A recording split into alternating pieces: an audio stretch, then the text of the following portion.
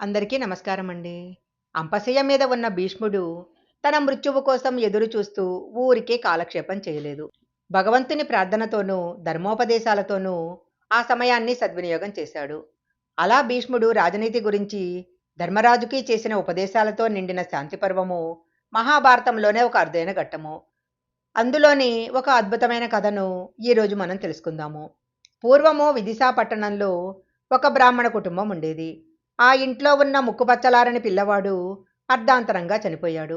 అల్లారు ముద్దుగా పెంచుకుంటున్న పిల్లవాడు చనిపోవటంతో బ్రాహ్మణుడి గుండె పగిలిపోయింది. ఆ శోకంతోనే పిల్లవాడిని చూసుకొని భార్యాభర్తలు శ్మశానానికి చేరుకున్నారు. కానీ బిడ్డనక్కడ వదిలి వెళ్లేందుకు వారికి చేతులు రావడం లేదు. ఆ దేహం పక్కన ఎంతసేపు ఏడ్చినా ఓదార్పు దక్కటం లేదు.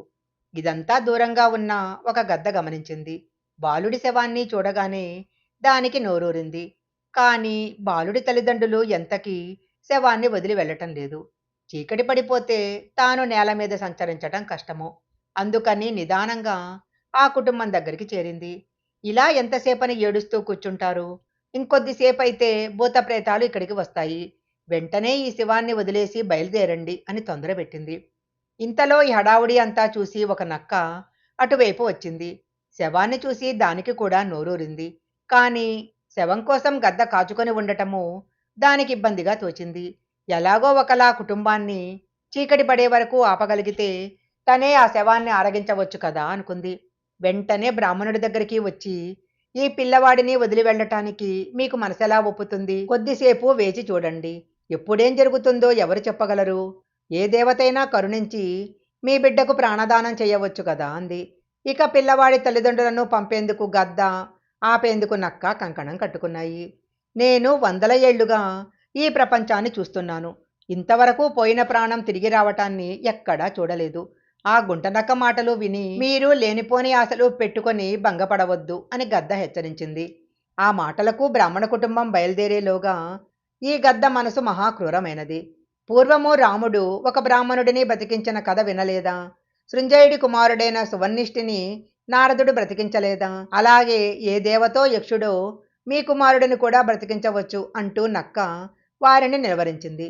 అలా అటు నక్క, ఇటు గద్ద బాలుడి శవం కోసం వేటికి అనుగుణమైన వాదనలను అవి వినిపించసాగాయి. ఈలోగా పరమేశ్వరుడు రుద్రభూములలో విహారం చేస్తూ అక్కడికి చేరుకున్నాడు. బ్రాహ్మణ కుటుంబం దీనావస్థను చూసి మీకేం కావాలో కోరుకోమన్నాడు. దానికి ఆ భార్యాభర్తలు తమ బిడ్డను బ్రతికించమని కోరుకున్నారు. వారి కోరిక శివుడు మన్నించాడు. ఇలాంటి పాపాలు మున్ముందు చేసే అవసరం లేకుండా గద్ద, నక్క ఆకలి లేకుండా చిరకాలం జీవిస్తాయంటూ వరమిచ్చాడు. అక్కడితో ఆ కథ సుఖాంతమైంది. కానీ వినిపించే ప్రతి మాట మన మంచి కోసమే అని నమ్మకూడదన్న లౌక్యాన్ని కూడా అందించింది. కపటమైన వారు ఎదుటివారి కష్టాన్ని కూడా తమకు అనుకూలంగా మార్చుకునే ప్రయత్నం చేస్తుంటారు. తియ్యటి మాటలతో తమ పథకాన్ని అమలు చేస్తుంటారు. ఆ కపటత్వాన్ని మనం గ్రహించగలగాలి. వారి మాటల వెనక ఉన్న మర్మాన్ని పసిగట్టగలగాలి. ఈ వీడియో గనక మీకు నచ్చినట్లయితే లైక్ చేయండి, షేర్ చేయండి. ఇలాంటి మరిన్ని వీడియోల కోసం మా ఛానల్ సబ్స్క్రైబ్ చేసుకోండి. పక్కనే ఉన్న బెల్ ఐకాన్ని యాక్టివేషన్ చేసుకుంటే మేం పెట్టే వీడియోలన్నీ కూడా మీకు ముందుగానే నోటిఫికేషన్గా వస్తాయి. మరొక మంచి వీడియోతో మళ్ళీ కలుసుకుందాం.